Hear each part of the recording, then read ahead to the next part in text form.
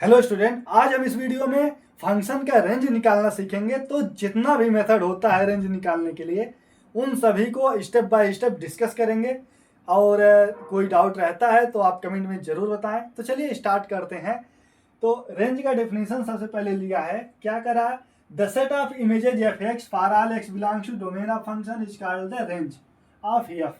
It is denoted by R f, मतलब range को R f से डिनोट करते हैं। मैथमेटिकली कैसे डिफाइन किया जाता है, तो R f is equal to f x such that for all x belongs to domain of the function. ठीक है, ये हो गया रेंज का डिफिनीशन। इसके बाद क्या पॉइंट है, फॉर रेंज, रेंज के लिए we can not use directly union और intersection on range of function f x and g x. कह रहा है कि जैसा कि हम लोग डोमेन में जब डोमेन निकाल रहे थे तो इंटरसेक्शन यूज करते थे। कब करते थे, जैसे दो फंक्शन है, एडिशन आ गया, सब्सट्रैक्शन हो गया या मल्टीप्लिकेशन हो गया, इन कंडीशन में डोमेन का इंटरसेक्शन लेते थे।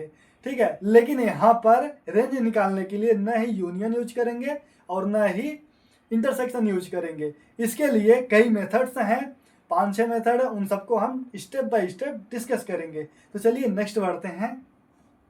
इसके बाद कुछ एक्सप्रेशन जिनके रेंज फिक्स होते हैं उनको ले लेते हैं। तो क्या कह रहा है, tan x cot x ln x log a base x any polynomial function of 8 degree 2n+1 root x, इनका रेंज रियल नंबर है।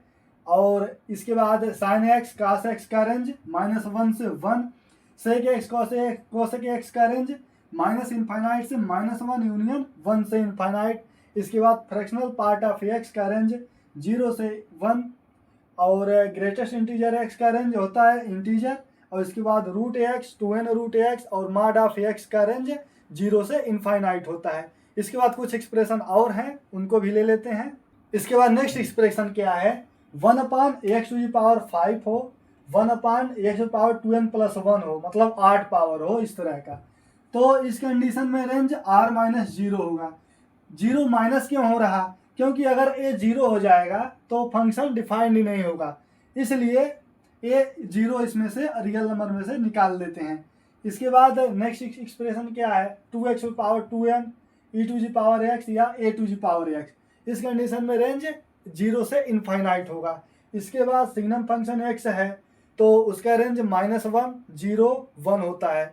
इसके बाद क्या है, x + 1/x का रेंज -इनफाइनाइट से -2 यूनियन 2 से इनफाइनाइट। इसके बाद रेंज निकालने के मेथड देखते हैं। तो पहला मेथड क्या कहता है, अगर a belongs to alpha beta, मतलब a का रेंज अल्फा बीटा हो, तब उस कंडीशन में 3 कंडीशन होगा। कौन कौन होगा, a + k, a × k या a²।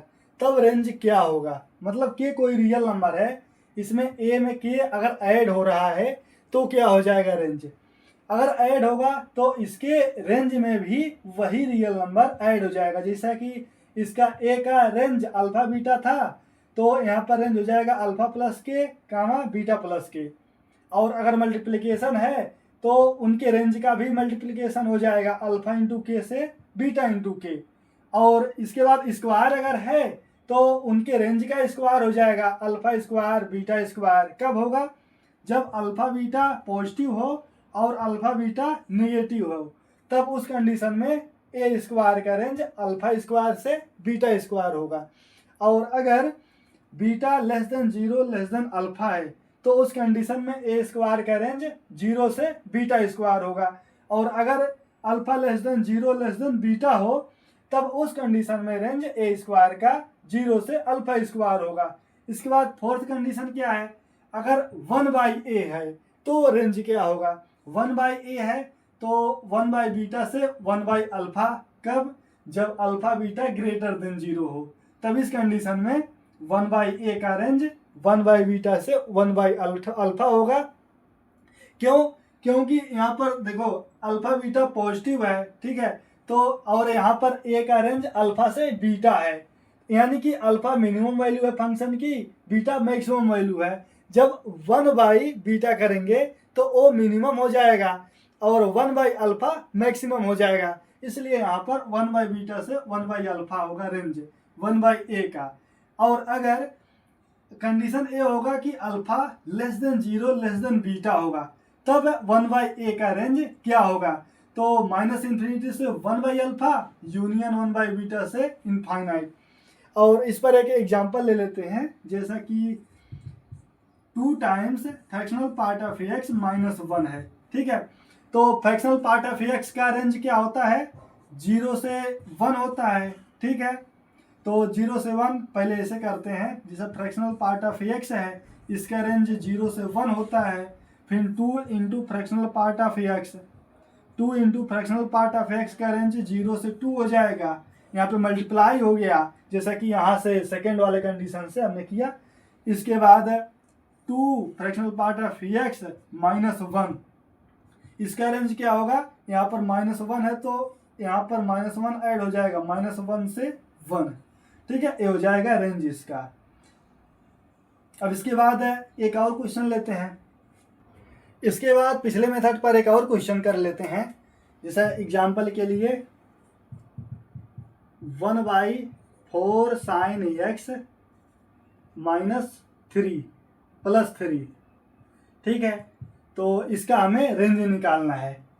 तो इसका रेंज निकालने के लिए सबसे पहले sin x की वैल्यू -1 से 1 तक होती है, ठीक है। फिर इसमें 4 मल्टीप्लाई हो रहा है, मतलब टोटल रेंज हो जाएगा, कितना हो जाएगा, -4 से 4, ठीक है। फिर इसमें ऐड हो रहा है 3, तो इसका टोटल का तब हो जाएगा रेंज, इसमें ऐड हो रहा है तो -1 से 7, ठीक है। अब इसके बाद इस टोटल का, इस वाले टोटल का रेंज, मतलब फाइनल रेंज क्या हो जाएगा, range of the function is equal to -infinite से -1 यूनियन 1/7 से इनफाइनाइट, इसका रेंज हो जाएगा। इसके बाद नेक्स्ट मेथड लेते हैं, जैसा कि मेथड 2 में इस तरह से अगर कोई फंक्शन दिया हो a sin x + b cos x, तो इस कंडीशन में रेंज हो जाएगा फंक्शन का -रूट में a² + b² से a² + b² तक, ठीक है। ये हो जाएगा रेंज। इस पर एक एग्जांपल कर लेते हैं, जैसा कि एग्जांपल के लिए हम 3 sin x - 4 cos x, example 3 sin x - 4 cos x, इसका एग्जांपल, इसका हम रेंज निकालते हैं इस एग्जांपल का। तो a की वैल्यू क्या है, a की वैल्यू 3 है और b की वैल्यू -4 है, ठीक है। तो इसका रेंज ऑफ द फंक्शन हो जाएगा माइनस में a 3 3 का 9, 4 चौके 16, मतलब 25 हो जाएगा। 25 मतलब -5 से 5 तक, मतलब ए रेंज ऑफ द फंक्शन हो जाएगा टोटल -5 से 5। ये हो गया इस फंक्शन का रेंज। इसी तरह से हम सभी फंक्शन का निकाल लेंगे। अगर इस तरह से 3 sin x - 4 cos x जैसा है, इस रूप में अगर होगा तो हम फंक्शन का रेंज निकाल लेंगे। इसके बाद नेक्स्ट मेथड लेते हैं। एग्जाम्पल पर 2 क्वेश्चन और कर लेते हैं। तो क्या कह रहा है, 7 sin 3x + π/11 -2 cos 3x + π/11 + 9, ठीक है। तो a की वैल्यू 7 है, b की वैल्यू -2 है, ठीक है। तो रेंज ऑफ द फंक्शन क्या हो जाएगा, -रूट में 7 × 49 और ये हो जाएगा +4, ठीक है। और ये प्लस में 9 ऐड हो रहा है ना, जो कि फर्स्ट मेथड में हमने बताया था कि अगर ऐड हो तो ऐड कर देते हैं रेंज में, तो उसी तरह इसमें ऐड कर देंगे और ये हो जाएगा 49 + 4 + 9, ठीक है। तो ये हो जाएगा -53, इसको लिख सकते हैं 9 - 53 रूट में और 9 प्लस रूट में 53। ये हो गया रेंज इस फंक्शन का। इसके बाद ये भी क्वेश्चन इसी तरह से कर लेते हैं। इससे पहले आप भी ट्राई किया कीजिए कि मतलब बन रहा है कि नहीं बन रहा, तो इससे प्रैक्टिस हो जाएगा। तो ये भी करते हैं, कह रहा है कि 3 sin x π/6 + ax माइनस, इसको लिख सकते हैं 4 sin π/2 माइनस माइनस में x प्लस में π/3 + 7, ठीक है। ये हो जाएगा 3 sin π/6 + ax माइनस 4, इसको लिख सकते हैं पाई बाई 2 और ये पाई बाई 3, मतलब ये पाई बाई 6 हो गया और ये हो गया 3, मतलब पाई बाई 6 प्लस एक्स।